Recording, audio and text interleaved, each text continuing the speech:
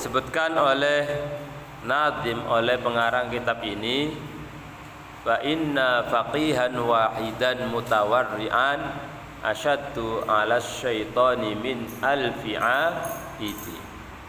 Bahwa satu orang yang mengerti tentang hukum, orang yang faqih artinya orang yang faham tentang hukum.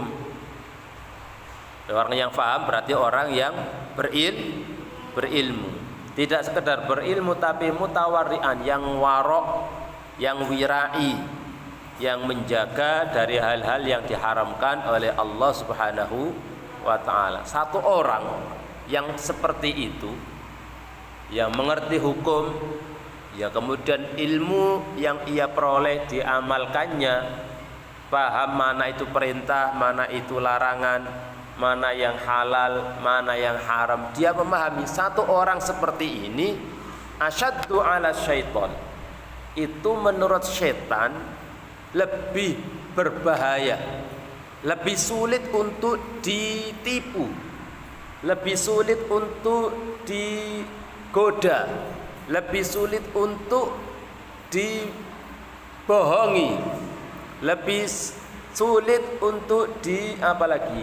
ditipu daya daripada min alfi abidin, daripada 1000 orang yang ahli ibadah. Tentunya yang ahli ibadah di sini artinya tidak berilmu. Makanya penting mencari ilmu, itu penting. Kenapa? Karena untuk membedakan mana itu perintah dan mana itu larangan. Bisa diketahui dengan apa? Dengan cara berilmu, mencari ilmu. Mana itu yang halal dan mana itu yang haram. Ini bisa diketahui dengan cara belajar. Mana itu ibadah yang sah dan mana ibadah yang tidak sah. Itu juga bisa diketahui dengan cara belajar. Makanya orang yang berilmu dan mengamalkan ilmunya ini jauh lebih berat menurut syaitan daripada orang 1000 yang ahli ibadah, banyak ibadahnya. Ibadahnya itu banyak, tapi ibadahnya tidak disertai dengan ilmu. Sholat tapi gak ngerti caranya sholat. Puasa tapi gak tahu caranya puasa. Umroh setiap bulan tapi gak paham bagaimana cara umroh yang benar, yang sah. Dan makanya satu orang yang berilmu dan mengamalkan ilmunya itu jauh lebih berat, lebih sulit untuk ditipu, untuk dibujui, untuk di PHP oleh setan daripada 1000 orang yang tidak berilmu. Saya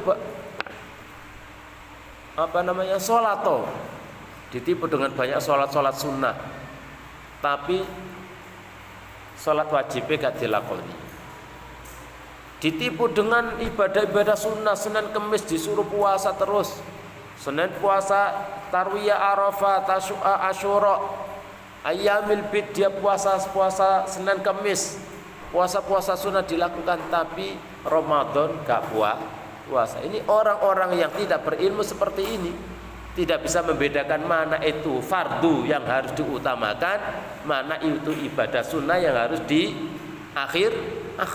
Karena ibadah fardu itu harus diutamakan, dilakukan dulu sebelum melakukan ibadah-ibadah sunnah. Makanya supaya kalian tahu mana yang harus didahulukan dan mana yang harus dinomorduakan, caranya adalah dengan belajar bagaimana jadi anak yang baik, berbakti kepada orang tua, ya, bagaimana cara bergaul dengan teman seperti apa yang harus saya jadikan bestie. Kan sering ya usum bestie-bestian, ya kan, bestie-bestian. Teman yang baik itu yang mau menasihati, yang mau mengingatkan, wae sholat ojo rame-rame pinggir masjid. Itu yang dijadikan bestie, bukan malah wah kakean omong iki kaya ustadzah wae, kaya ustadz wae ngomongi terus. Seperti ketika ada teman yang mengingatkan justru malah dibenci, dan justru teman yang selalu mengiyakan, mendukung sekalipun ia salah, itu yang dijadikan bestie. Ini yang keliru. Jadi justru teman yang benar-benar sayang kepada kalian adalah teman yang selalu mengingatkan. Itu yang namanya teman.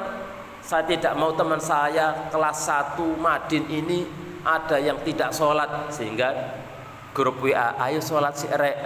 Memanfaatkan grup WA-nya itu untuk saling mengingatkan sholat. Jangan sampai kalian yang sudah balik atau yang sudah mendekati balik ini kemudian, atau sudah lebih dari 7 tahun usianya, ini masih ada yang tidak sholat 5 waktu dalam sehari semalam.